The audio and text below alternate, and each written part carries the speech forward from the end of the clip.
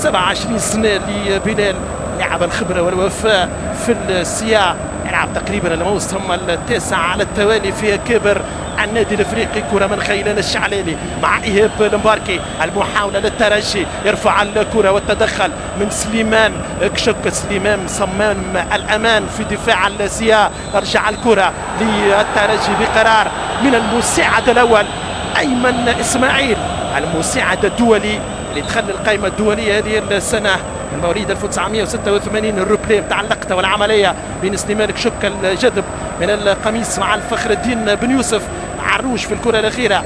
سليمان كشك المخالفه للترجي. نلعب تقريبا في 9 دقائق لعب، المباراه ما زالت متعادله 0-0. خليل شمام في تنفيذ المخالفه. لاعبيه النادي الافريقي الكل في مناطقهم. يلعب خليل شمام المخالفة. كابيتان الترجي الرياضي التونسي يتعاقد جوان 2017. كرة من خليل شمام داخلية والتصدي من فاروق بن مصطفى، وماذا يقول؟ هدف أول الترجي. 1-0 في 9 دقائق لعب. طه ياسين الخنيسي، أي مخالفة وأي خطأ وأي هفوة وأي جول بعد هذه الكرة الثابتة لخليل شمام. 1-0 افتتاح باب التسجيل للترجي الرياضي التونسي في بداية المباراة. 9 دقائق لعب، هدف أول الترجي. هذه الإعادة خليل شمام على مستوى التنفيذ.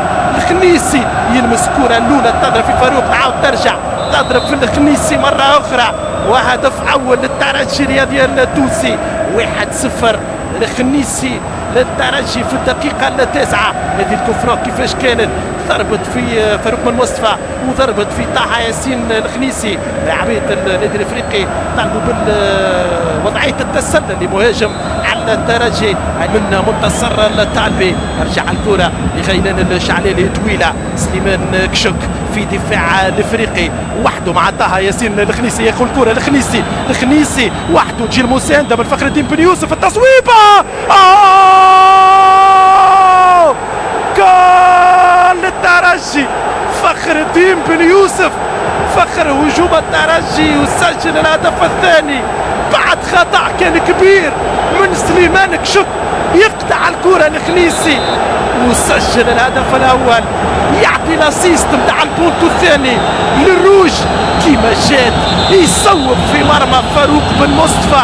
هدف ثاني للترجي في توقيت 42 دقيقة لعب. 2-0.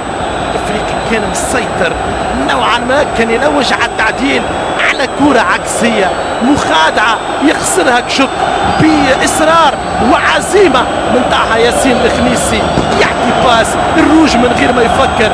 كانت سهلة أو صعبة على فاروق بن مصطفى بكرة الانتريور.